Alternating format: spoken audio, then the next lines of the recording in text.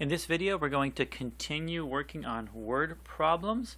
Remember, class, in this unit, it is all about finding the x-intercepts, finding where the graph of a parabola crosses the x-axis. And in most of these word problems, we're talking about an object that's flying through the air and landing on the ground. And if the x-axis is the ground, then we can predict where or how long it will take for the object to actually come back to the ground. So let's take a look at this word problem. Fred is a pole vaulter for MHS. On his first jump attempt, his height in feet can be modeled with the function f of t equals negative 1.75 times t minus 0 times t minus 4.4, where t is the time in seconds since Fred leaves the ground. The padding which Fred will land on is level with the ground. Let's make sure we note that. It's level with the ground. That means when Fred lands on the padding, he'll actually be on the ground, which is the x-axis. So it's level with the ground. A couple things to note here as you're reading through these word problems. Once you get an idea, okay, we got a pole vaulter. They're going to be jumping. After they jump, they're going to go up and then come back down again and land on the pad. We can see that his height is being measured in feet, and time is the t value, which is measured in seconds. So the first question is, how long is Fred in the air before he lands on the padding? Well, how long? That tells us time. So we're looking at time, so we're looking for a t value.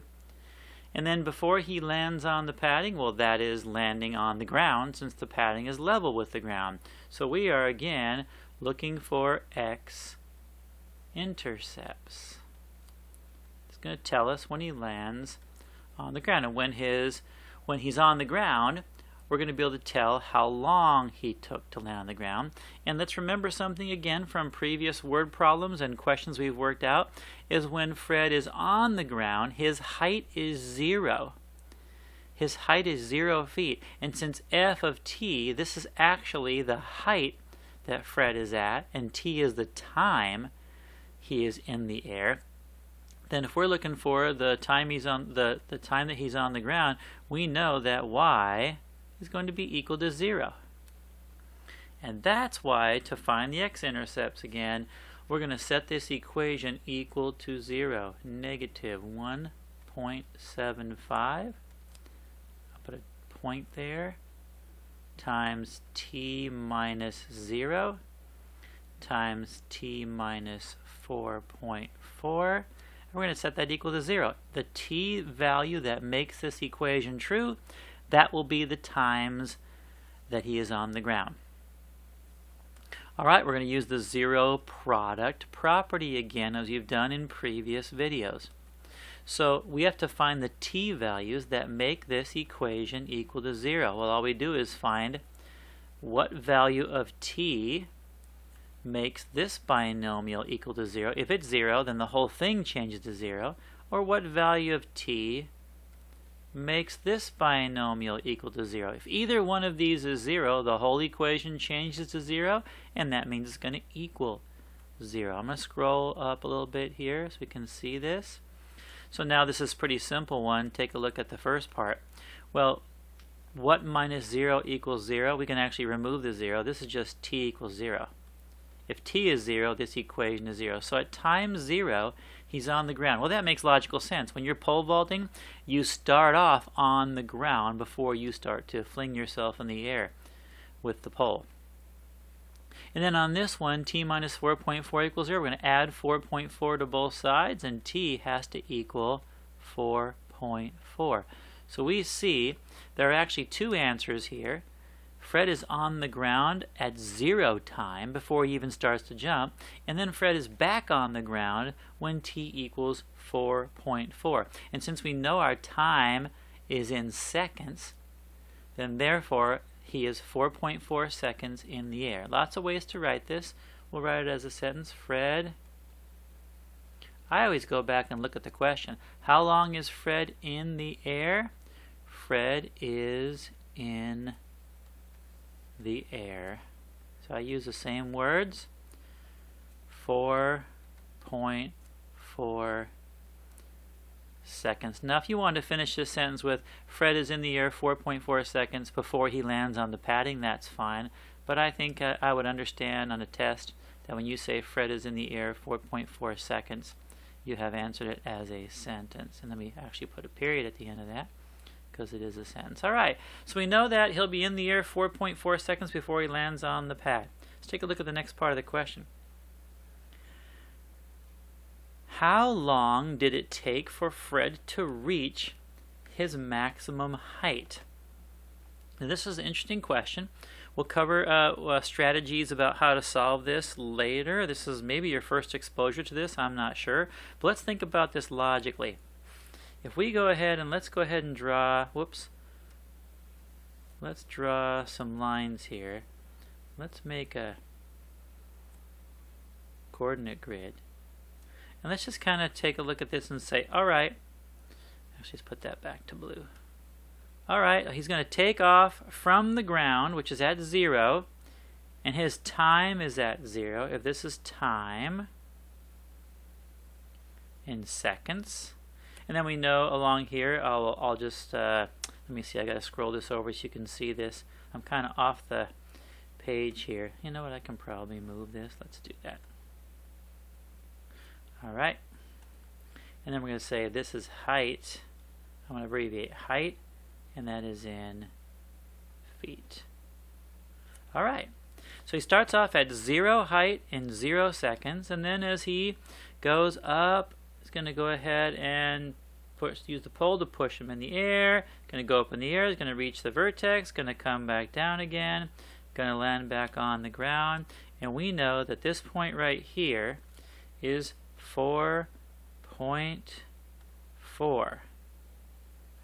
So here's our strategy. Think about this, class. How long did it take for Fred to reach his maximum height? Well, maximum height is the vertex. Right here, maximum height. And you know already in this class that at the maximum height, at the vertex, we can draw a straight line straight through that, and that is our axis of symmetry. And the reason we learn the property we know about the axis of symmetry is that the left half of this parabola is identical to the right half. And if it splits it exactly in two, what I want you guys to see is this point right here, this is what we want. We want to know how long it takes for Fred to reach maximum height. Well, this section right here and this section right here, these are congruent. If the axis of symmetry cuts the parabola exactly in half, then the distance from the x value of the vertex to where he started to jump, because he started on the ground, and the distance to where he landed on the ground, those have to be congruent. And that means if he started at 0 and he landed at 4.4, then he's going to reach vertex exactly in between those 2 points. That's what the axis of symmetry allows us to figure out in this problem. Now, you might not remember this from previous math classes, but the way you find the point exactly in between the 2 points is to take an average. And the way we take an average is we take the lower number, we add the higher number, and then we divide by 2. And that is equal to 4.4 divided by 2, which if you put that in your calculator, you will get 2.2. So what we find is, starting from 0, he reaches the vertex in 2.2 seconds, and then he reaches the ground in another 2.2 seconds. And that point right in between is the exact point where he reaches the maximum height. It's where he hits the vertex of his jump. So from this logic, we can see that our answer is going to be, it takes Fred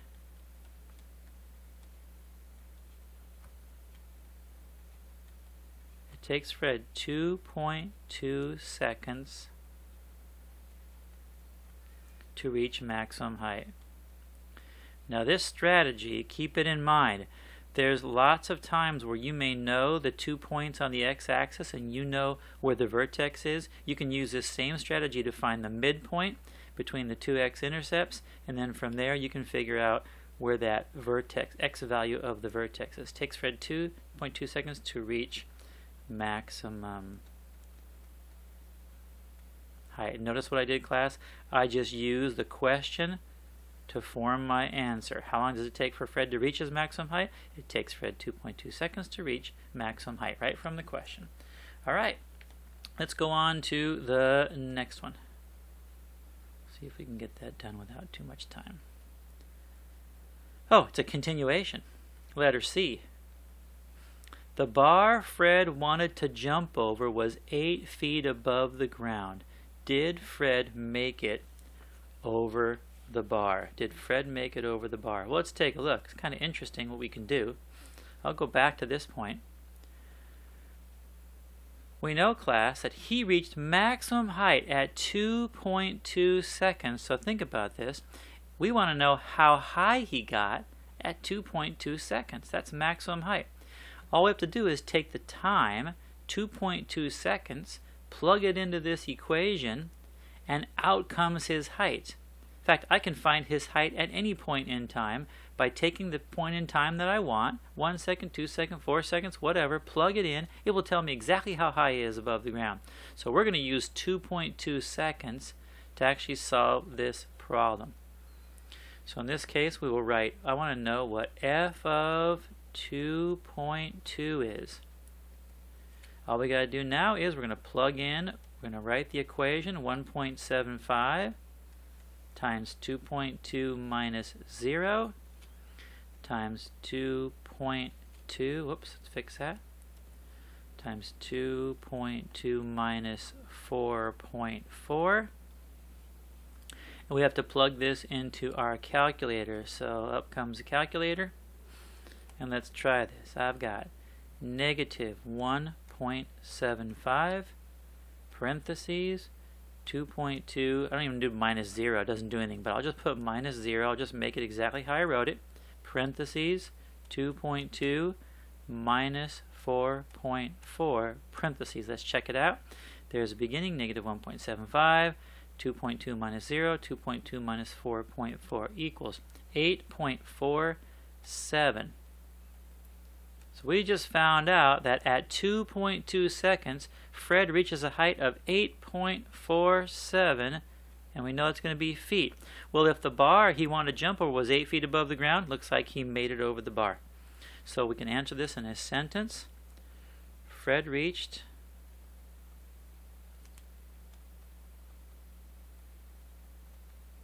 8.47 feet high.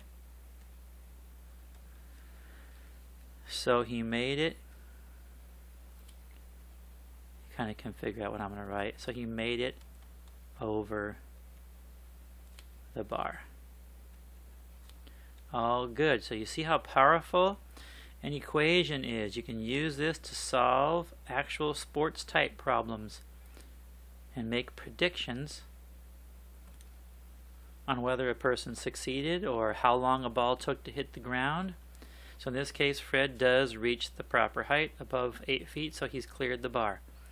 All right, now we got a second question that goes along with this. That was his first jump. On his second jump, the bar was raised to 9 feet. Now we got a little higher bar to get over. Fred's jump for his second jump is modeled with this function.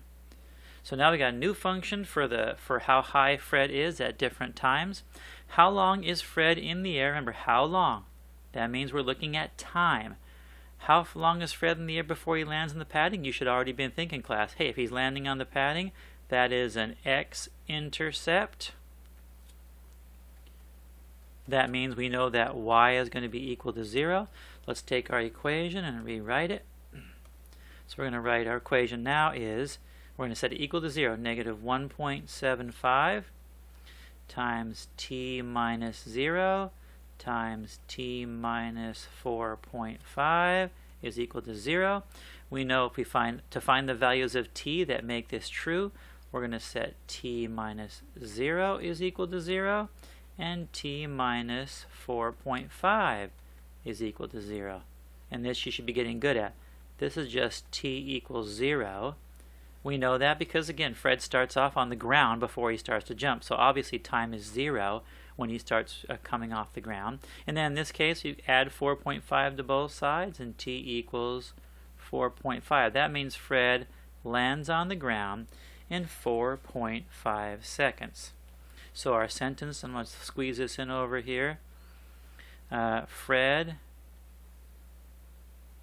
is in the air 4.5 seconds. And again, how long is Fred in the air? I can just say this, or I could say Fred is in the air 4.5 seconds before he lands on the padding. Both of those are acceptable. Let's put a box around that. Alright, there's our answer.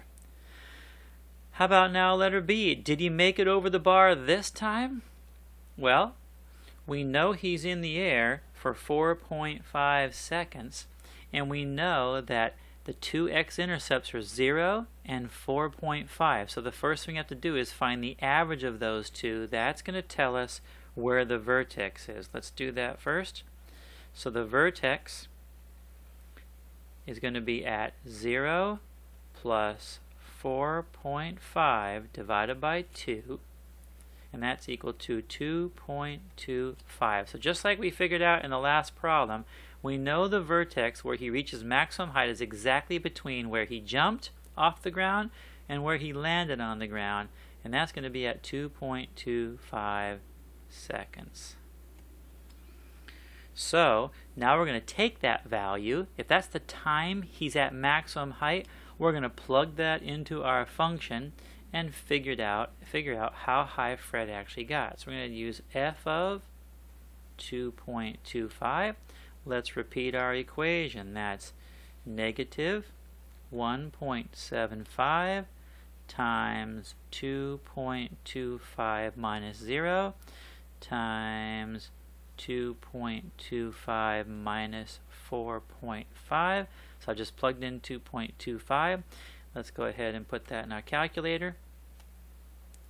Negative 1.75, 2.25 minus 0, and then parentheses 2.25 minus 4.5. Check my work. It all looks good. Press equal. And I've got 8.859. I can round that to 8.86. So approximately 8.86. Let's make this say approximately, since we know that's not the exact answer. Approximately is the squiggly equal sign.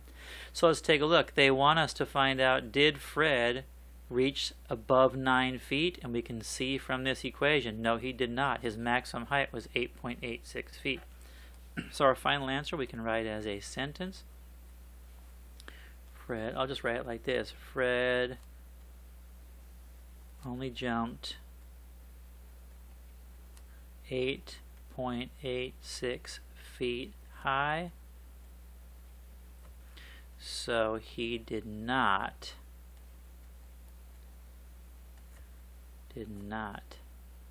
make it over the bar. So you can see again, these functions that we get can be used to make predictions. We can actually figure out exactly how high Fred got. We can find out exactly how long it takes for him to land back on the ground.